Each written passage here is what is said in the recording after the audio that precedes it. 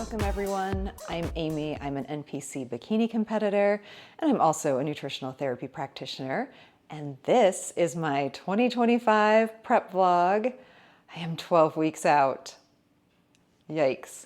If you watched my video from last week in the outro, I talked about the check-in that I sent to my coach Tommy this week. And in the intro, I'm going to talk about what he sent me for feedback. You'll know if you watch that I was feeling like maybe he was going to want to pull the plug on prep just because I felt like I wasn't really or haven't been making enough progress the last month. I mean, I've been on prep for 5 weeks and feeling like I am not making the progress that I should be for this point in prep. But as I stated, it is week 12, so we are still on prep. So let's talk about the check-in this week because there's a lot to talk about this week. So it started out, I got a text from Tommy. It was around 4 o'clock in the afternoon. I was actually out for a walk. So I'd walked over to the UPS store to drop off an Amazon return. And I was like, just kind of walking back. And I got this text from Tommy that said, "Are you getting dry mouth during the day?" And I said, never really thought about it. Of course, it was like 95 degrees and I was walking and it was late, in the sun. And I'm like, well, my mouth feels dry right now. And of course it feels like super dry right now that I'm talking about it. It's kind of one of those things that I guess I had never really thought about it. And that's what I said. I said, never really thought about it, but I would say yes sometimes. He said, "You have felt very thirsty, right?" And I said, "Yes, I am a thirsty girl always." He said, haha, "Are you craving any foods?" And I said, "Sourdough, LOL. Mostly I just crave texture, like crunchy and salty." He said, "If you could eat anything tonight, what would it be?" And I said, "This feels like a trick question." I had to think about it because, I'm out walking and it was my rest day and I was kind of looking forward to my, kind of final meals of the day. And so I'm like, what would if I could eat anything? It's like such a trick question. Like, what really sounds good? I mean, ultimately, like the meal I was going to go home and eat sounded good, but I said chocolate cake. Like, if I could eat anything, chocolate cake and steak is what I said. He said, "I need you to have that tonight. Don't binge or make yourself sick, but I need that to happen. Do you guys have like a nothing bundt cake somewhere that you can get just a tiny little cake?" And so I was out for a walk and there's me in my big beekeeper hat. And I sent a video back to him because it was weird. I read that and panic is not the right word, but it made me feel very uneasy. I didn't feel excited, or I don't know, it made me feel really nervous. And that's kind of what I said to him, I'm honestly not craving anything that's going to put me farther behind or cause me to gain fat or to, derail my prep. I'm just that doesn't sound good to me. So I really don't want to do that. So I sent those videos and he said, "Here's the thing. It is on plan. I just prescribed it. I get to make the rules." So then he sent me what he wanted me to have. So 130 grams of ribeye, 150 grams of rice or sweet potatoes, 85 grams of fruit, and 120 grams of veggie of choice, whatever condiments you want, and then a small chocolate of some kind, even if it's just some dark chocolate. So I sent a video back and I was close to Whole Foods at that point. And I'm like, well, I can walk back to Whole Foods. I'm like, Whole Foods sells, cupcakes. And he sent me a video back that he just really wanted me to have a meal that was high in fat, high in sodium, and just to kind of, get some data markers from that. So I walked back to Whole Foods and I'm thinking as I'm walking, okay, I'm just gonna, walk around and see what they've got. And I sent him a message. He said, no guilt, no bullshit, just enjoy it. Don't beat yourself up, no extra cardio, just sit back and enjoy. He said he's working on the diet now, going to add some sodium back in. And I said, that all sounds very good and much needed. This meal is going to reestablish a better blood sodium serum, lower cortisol, help the thyroid, help the mental, make for some really good workouts the following week. Then I said, that all sounds great. I said, any chance I can negotiate sourdough instead of sweet potato? And he did get back to me and say, yes. So I said, OMG, that's the most amazing news ever, defrosting the sourdough.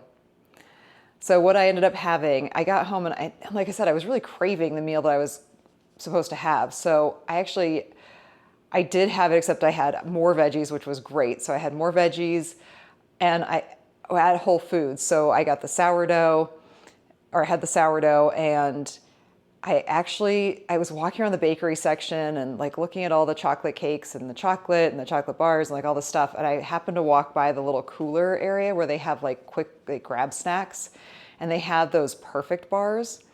And I was like, that is what I want. Like, I would rather have that perfect bar, which those things are like absolutely not a macro friendly thing. I mean, the perfect bar has like 300 calories and it's really high. It's high in fat because it's basically just nut butter. And like, that's what I wanted. So I ended up doing my chicken that I had. So I got to do a big serving of chicken, which was great. And I had the perfect bar and I had the sourdough, and like, it was fantastic. So it was delicious. I had a very good workout the next day. And my weight was up about 1.5 pounds after that. So,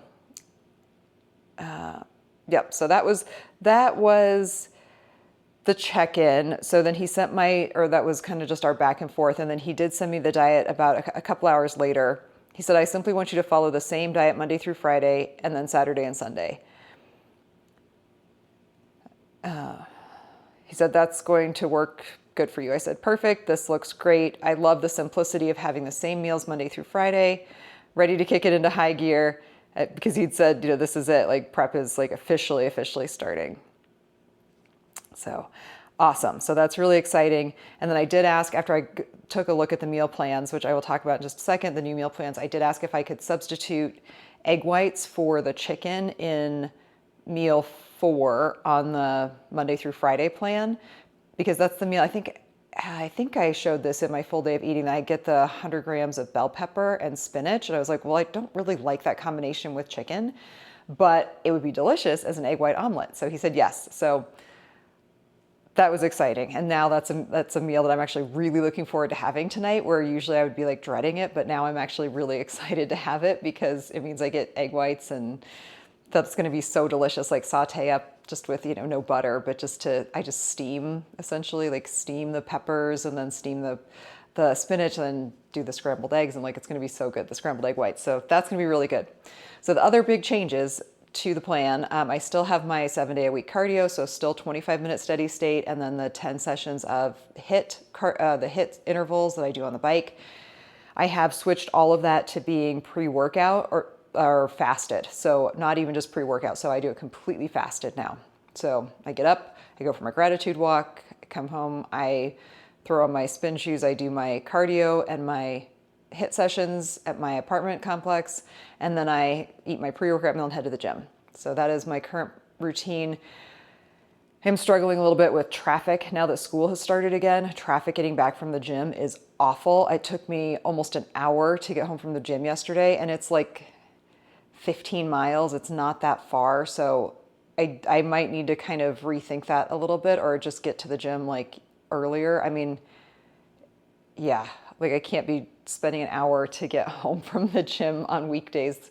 That's really going to mess up my schedule. So working with that.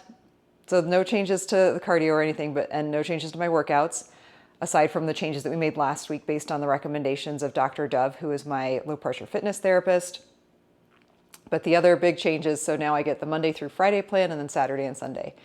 And like at first glance, I'm like, oh, this is like kind of looking through the meals. And then I started looking at closer. I'm like, he just like completely removed a meal on all of my Monday through Friday. So it's totally fine. I don't get a post-workout meal and then like another meal. So it used to be that I'd get home from the gym and I'd have like a quick, like the protein shake and cereal. And then I'd have another meal like an hour or two later that was like, chicken and veggies and rice. But now that post-workout one is gone. It's just like skips straight into meal 1 with the protein. And right now it's chicken, spinach, a little bit of sweet potato, and rice. So just took away a meal, which is fine.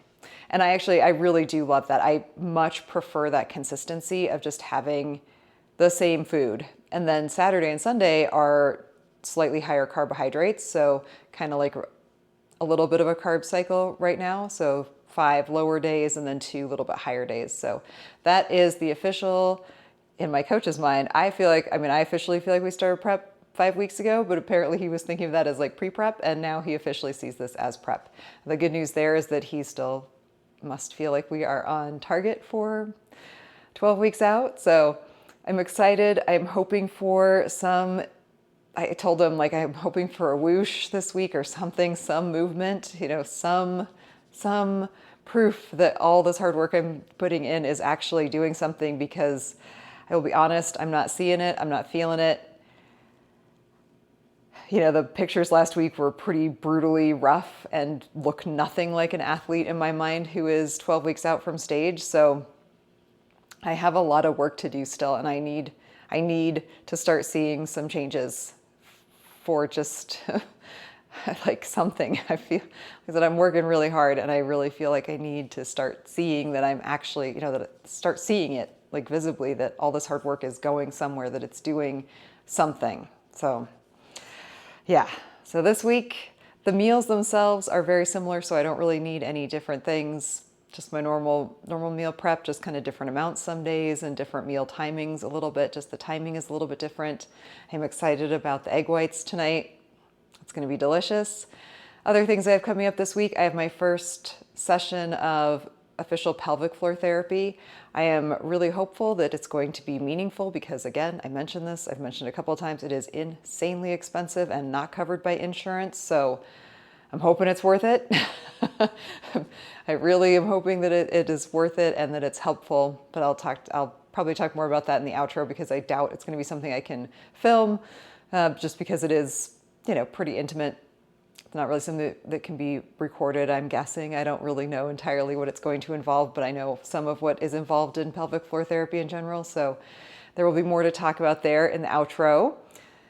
Other than that, it's just checking boxes, getting in my workouts, getting used to my new meal plan, and there's always something. There's always something in the video. There's no beeping of chicken. There's no washing machine going. I thought it was going to be quiet, but I was interrupted there was some noise. Where was I? Yep, this week, checking boxes, getting my workouts in, hitting my cardio with all the intensity that I possibly can, nailing the new diet, and figuring out what pelvic floor therapy is all about, and anything else that comes up. So I will see you guys here in whatever comes next.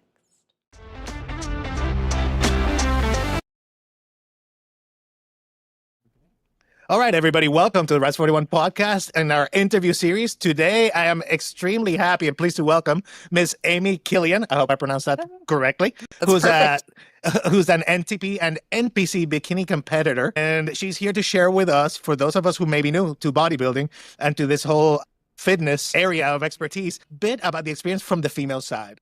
Again, for the uninitiated, in women's bodybuilding, what are broadly the categories? Because there are differences, much like men.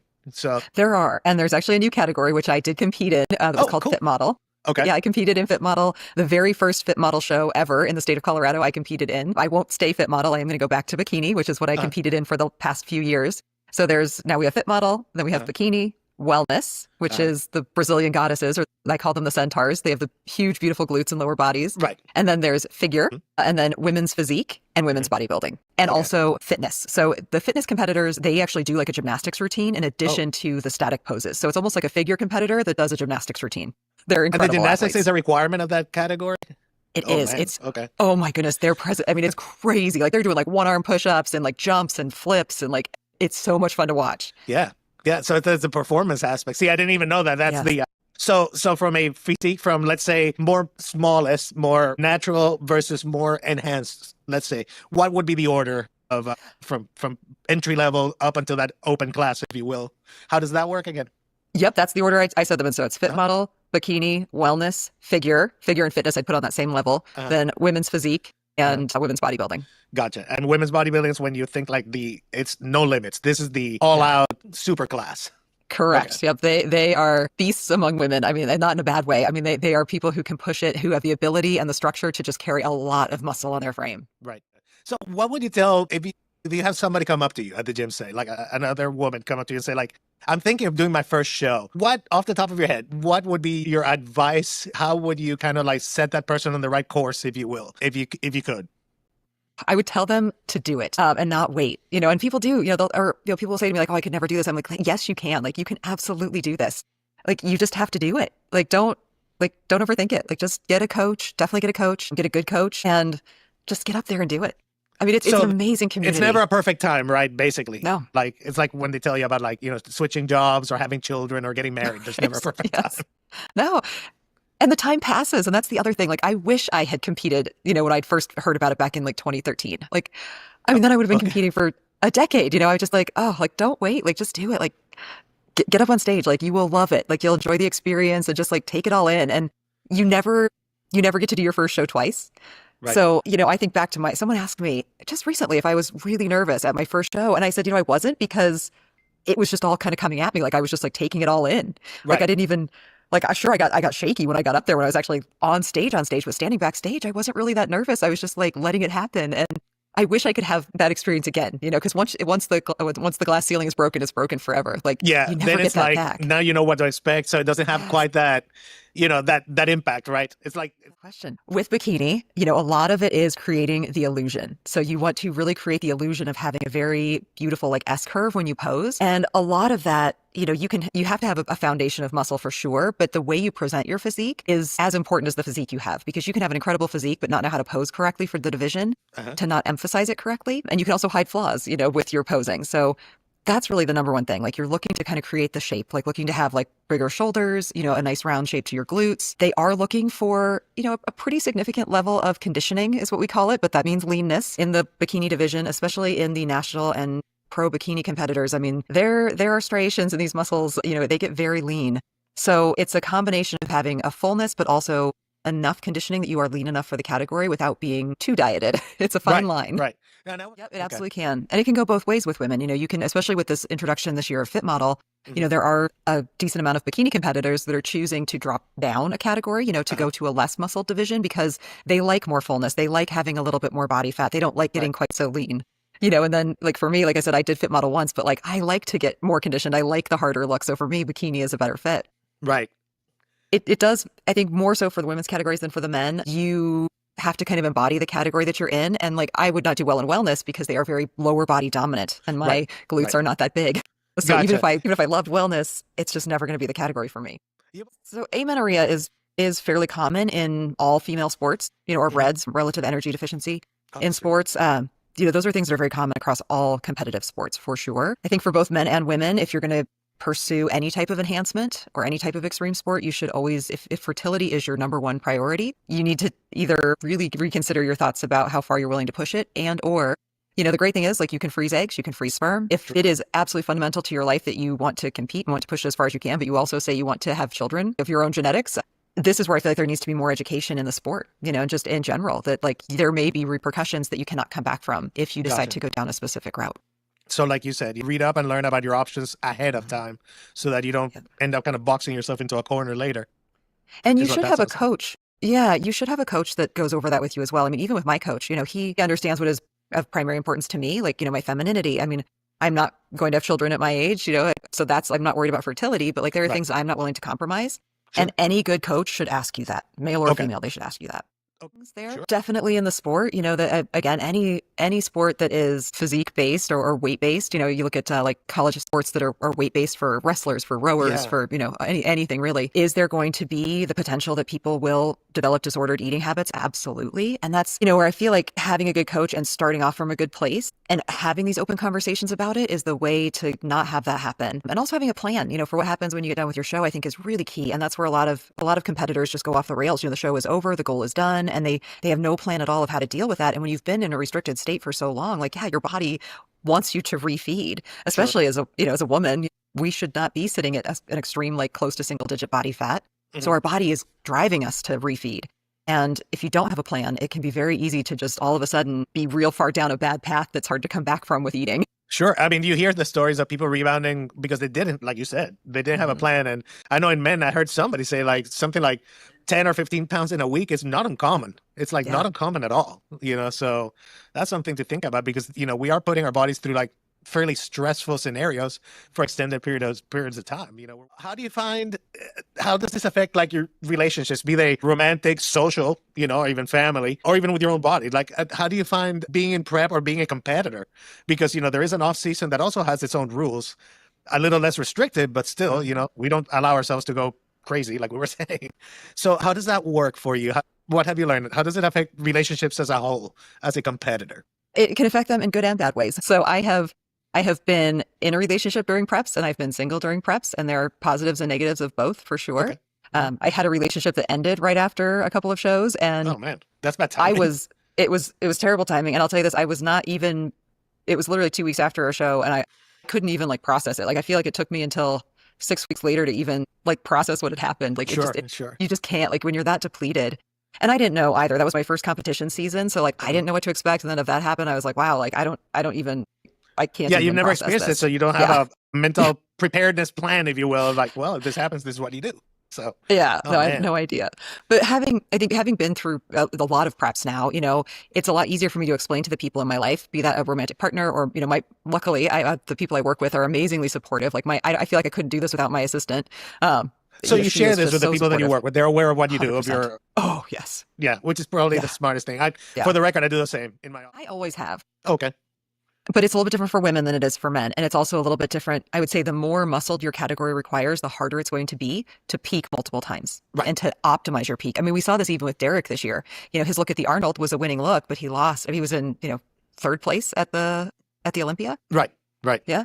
So, that's how much improvement he made in those like 10, 13 weeks in between. Or was it like 13-ish weeks in between? Yeah, not a huge amount of time at all. Yeah. And then from the Arnold, then that almost that same amount of time to Pittsburgh, where he lost again, so he won to Nick, but then he won to Nick. He did win to Nick. Yeah. Are you Team Derek or Team Nick? Here. Yeah. Oh, that's you don't a tough have to question. say it in public. You can tell me later. No, you know what? It's a tough question because we haven't really, I would say this is a different Nick than we've seen before. Right. So I think if I was a betting woman, I would probably, if Nick stays as good as he's been, I'd put my money on Nick. I agree with you, actually.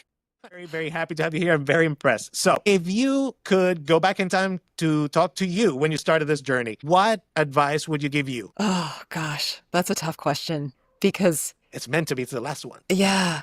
I would say, I would tell myself to believe in myself. Like, you can do this, you can absolutely do this. But I would also tell myself that sometimes you're going to lose and it's going to be really hard. So, okay. So sub question then, fair. So you've won a couple shows or placed well where you have, let's put it this way. Have you gotten where you wanted to be at this point? No. Okay. No. Ambitious. That's good. Yeah. Well, I placed, when I look back on it, like I was disappointed with my placings in my first couple of shows, like my very first season. But I look back on it now and like I was in big groups and I placed well. Like I placed 4th and 5th out of like big classes. So, whereas this, when I placed him, I won my category in fit model, but I was the only person. I was the only person in my height category. I see. So that to me is a loss. Like that's not a win. So I mean, it's a win. It might not be a huge win, but it's still a win. It's still a positive. It is. It is a win in some ways, but it's not, like you said, have I placed where I wanted to? Like, is that how I wanted to place? Right. No. And then last season, I came in dead last at every show I competed in. So that was hard too. Yeah. But I'll assume that you were competing at a higher level than you were before. That would be my assumption, no? I wasn't. Absolutely. I feel like this is kind of my redemption season a little bit, I like it. A redemption arc is great. Yeah. I mean, like last season, it was a little bit of, it definitely, it humbles you. This sport will humble you. Maybe that's what I would have told myself. This sport will humble you. But you'll love it. I love that it's a sport that on the one side, it's like, yes, you can do it. And you can do it. That's a beautiful thing about it. Anyone can do it, given attention and intention. But that doesn't mean that you're going to do well all the time. And there will be times, like you said, where we need that redemption arc, where we need that, all right, let's do it one more time. It's like the Rocky movies. He gets knocked down and loses a couple of fights, but he always gets up and does the training montage and, And you can always get better. And that's the thing. I mean, like, I take full responsibility for my placings last year, because I could have been better. I it's not that I could have been, it's that I can be. Like, I can practice my posing more. I can work on my presentation. Right. Those are things that I can absolutely improve on. I can make improvements in my physique. Yeah. Like I said, it will humble you, but it's the best thing you can do. I mean, because you can always do better. Like, you absolutely can. Yep. And we're back. It is the end of the week. It's time to talk about my check-in from the week and also recap anything interesting that happened this week. I hope you guys enjoyed the clips from my interview on the Rise41 podcast. It was a really fun, different type of podcast. The host is really energetic and he is very into bodybuilding at the moment. It's a pretty cool story. I don't know if he mentioned it on the podcast or if it was just he and I talking, that he and his son are going to be doing a show together, and it's just really cool to see, kind of how into it a newbie is. And they just started doing their posing practice and his son loves it, and I'm really excited to get to see how they do this season and how their first show goes. And it's something that I'm so passionate about that it's just really fun to share that excitement with somebody who is new to the sport and still just kind of taking it all in. So it was really fun. He asked great questions, and I really do hope that I get to go on again to kind of recap our seasons and hear more about how his experience is competing with his son and just kind of how it is to be a first-time competitor. So yeah, if you guys didn't watch the whole thing, I definitely recommend it. I'll link it in the description below as well, so you guys can watch the whole thing. It's only about an hour, so it's not super long. But let's get into my check-in for the week. So here are my pictures from the week. Here. So let's talk about my check-in. So the first thing it asks for is always pictures. And actually my pictures wouldn't load. I was having server issues, so I just had to send them to him on WhatsApp. The current date, how many weeks until competition or goal. When I checked in, it was 11 weeks and 6 days. It is so fast. Like, it doesn't even seem real how fast the past 6-7 weeks have gone. It really doesn't. Like, I can't even believe it. Weight from this morning, it was down right about 2 pounds from last week. And I actually wrote, fucking finally, because my weight has not been moving in the right direction at all on this prep. So I know that the scale is not the only monitor of success, but it's good to see that it's moving at least a little. I will take it. So that was good. And then the weight from the same day last week. Average blood pressure from the week, still the same. I average right around 110/70. Fasted blood glucose was 81 this week. That was my average from the whole week. I did have one day where I was 65, it was really low, which is why it makes that number kind of a little bit lower than usual. Adherence to diet, 100% yes. Adherence to training and cardio, 100% yes.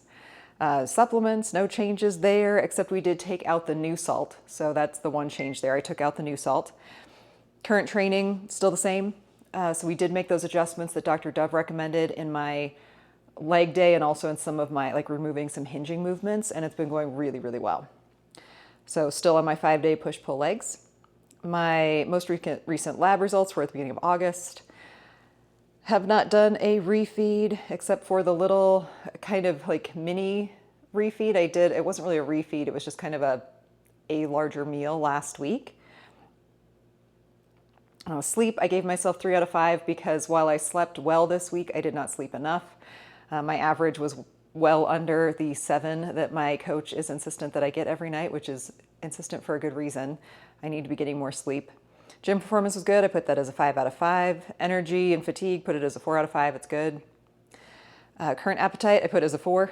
I was bordering on putting it as a 5, being the most hungry, but I'm am I really? That's the hard thing for me is I'm not starving. So I have a lot of hunger, but it's good because we took out that meal. So I definitely feel it, but it's not a 5. My sleep score this week was a 60, that'd be bad, 86.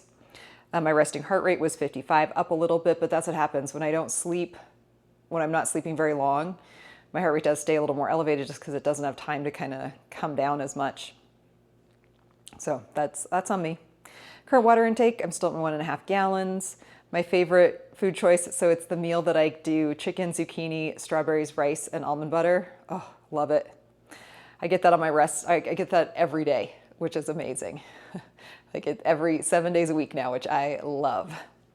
Current daily step count is 16,000, and I did hit that every day. I almost was at 17,000 a couple of days just because I walk a lot at work. And my cardio is still the same, so it's 7 days a week, 25 minutes of steady state, and then the 10 minutes of HIIT. And I've been doing that all still pre-workout fasted, completely fasted pre-workout. Digestion, I gave myself a 3 out of 5. It's better than it was last week, but it's still not great, but it's getting there. Current mental state, gave myself a 4. And then all extra info and questions here. I said, good morning, Tommy. Finally seeing some movement on the scale. I know the scale is not a marker of success, but it's good to see it's good to see at least a little movement. I Google talked that and it really phrased that sentence oddly. I didn't reread that before I sent it. I have been quite hungry, but I am here for it. Workouts are going really well. I really like the new leg day. I really do. I love it. I love having the consistent meal plan. It has taken away a lot of stress from my meal prep and switching days midweek. It really has. Like, I like consistency. I've actually never liked having like high, low, all these weird days. Like, I like eating the same thing every day. So like, I have really loved it. And I don't mind having the weekends having like a slightly different plan because like that's really easy. But like just knowing every 5 days of the week, my meals are exactly the same. It makes it so easy. And like, I love it. So that's been really good. I said I am changing my workout schedule to have my first workout of the week on Saturday. So typically I would have my first workout of the week. So I'd take Saturday as a rest day and then my workouts would start Sunday. Well, so now I'm starting that on Saturday. I said with school starting, traffic in the morning has been unbelievably bad. So my rest days now will be Tuesday and Friday. And that's just me really keeping him informed. If he felt a way about that, I'm sure he would have told me, but that's just me kind of letting him know where I'm placing my workouts throughout the week. And it has like, it's just, I mean, I know it's only one less day of driving in that traffic, but it'll be worth it. I mean, it's kind of a bummer because I did like having a weekend day kind of as an off day, just to have that day kind of all to myself. But ultimately, it's not worth the stress of like having to rush through a workout because I'm worried that I'm gonna hit traffic and be late for work and like, or rushing to get to work. Like it's just not worth it. So having 2 rest days during the week, it's just, it is what it is for the schedule. I said I had my first session of pelvic floor therapy. I gotta stop using Google Talk. It actually wrote of public floor therapy, pelvic floor therapy. The PT said I have 2 issues. My pelvic floor muscles are extremely tight and my deep core is very weak. I have started internal trigger point therapy and the breathing exercises she recommended. She also recommended to be very cautious of any lifting movements that cause me to stick out my core. I don't know if I'm going to see her again. I was a little turned off at the end of the appointment. It was very sales pressury and I felt like she was not going to give me a plan until I committed to coming in multiple times. Like it really did. I was really put off by it at the end. So it was like she like had information to tell me and like was gatekeeping it until I like committed to coming in like a bunch of times. And her sessions are several $100s each. I mean, it's crazy expensive. And like I said, it's not covered by my insurance. And I just didn't like that. Like it was like this real hard sales pitch like before she would give me her recommendations. And so like I kind of caved in the moment to say like, oh, yeah, that I would do that. And then she's like, oh, well then here. And she told me all the stuff, like all the things I should be doing. And that just really left a bad taste in my mouth. Like I really didn't like that. It felt like she didn't really want to help me. She just wanted to like get me to keep coming in. So I don't know. I have another session scheduled, not this coming week, but the following week to go back in. And I'm not sure what I'm going to do there. I said the sessions are extremely expensive and not covered by my insurance. I just don't know if it's worth it. And I feel like the sessions with Dr. Dove are more helpful. And yeah, I mean, I feel like for what I'm needing to work on, now that I know, and I mean, not to say that the pelvic floor therapy session wasn't worth it. I mean, I think it was just to make sure that like everything is quote unquote okay. I'm not having any like uterine prolapse or anything weird going on, that somehow like an OBGYN couldn't catch. So yeah, I think it was beneficial for what it was, but I don't know that I think it's worth it to go back because the sessions, it doesn't get cheaper like the more times you go. So like it's the same price. If you're a new patient, if you're a regular patient, it doesn't matter. So that's how that went. I was going to show you guys my pelvic floor like trigger point thing, but if anybody's interested in learning more about that, there's great information on YouTube about how to do this internal like trigger point release. And I am a certified massage therapist, so I feel like I have a pretty good, and I'm very comfortable with my own body. So I feel like that sets me up for success in that like I'm not afraid to do these things on myself, and I feel pretty confident in my ability to like understand the muscular response that I'm getting and how to kind of feel that not only as like the person applying the treatment, but also the person receiving it, me being me, and getting benefit out of it. So we'll see. I've got some time to think about it. So that was my check-in for the week. It does feel good to see like some movement on the scale, because again, the scale doesn't matter. The judges don't care what you weigh, but it just feels like, okay, like something is actually working, because for the last few weeks, I feel like I've really just been struggling to see changes and not seeing them. So this is at least one thing that is changing, which is great. So I'm very excited about that. Super excited to see what Tommy has to say. And yeah, next week I have a nail appointment. I always start thinking as we get closer to show, like, wow, how many more nail appointments am I going to have? Like 3? Before my show? Like, yikes, not even, like 3. I'll schedule them all. So this time when I go in this week, I'll need to schedule all of my nail appointments just so I have them all set up so that it's timed correctly, because I don't necessarily like shoving a lot of stuff into my peak week if I can help it. So I'll probably try and do it like the end of the week before, because a week they're fine. I can go, if I have to, I can go a month in between doing my nails. So we'll just see how the timing works out with her schedule too. So that's what I've got coming up this week. Other than that, just normal week, training, chugging away on my diet and all the things, all the prep things. But if you guys do have questions, if you want to hear more about pelvic floor therapy from the one experience that I've had or anything else, what I do, so my appointment with Dr. Dove, I reached out to her after the pelvic floor therapy session just to kind of fill her in on, what the recommendations were, what the therapist found, all that kind of good stuff. And I am scheduled to have my next appointment with Dr. Dove the following, so not this next week, but the week after. Did ask if she has any cancellations to let me know and please move me up. And she's got so many athletes competing at North Americans this next week, so I'm sure that she's just slammed. So, and that's what I told her. I said, I've got weeks, I'm not a priority. So if there's an opening, great, I'll take it. But if not, I will just see her when I am actually scheduled with her the first week of September. So can't even believe I'm saying those words out loud. Yikes, this year has just flown by. So until next time, if you do have questions, leave those in the comment section below. I appreciate everyone so much for being here. And please, please, please, wherever you are, spread positivity and light to yourself and everyone around you. The summer is fading. The fall is coming. Weather's changing here in Colorado. It's going to be, I think, only 70 tomorrow. So it's definitely starting to feel like fall. And I will see you all here next time.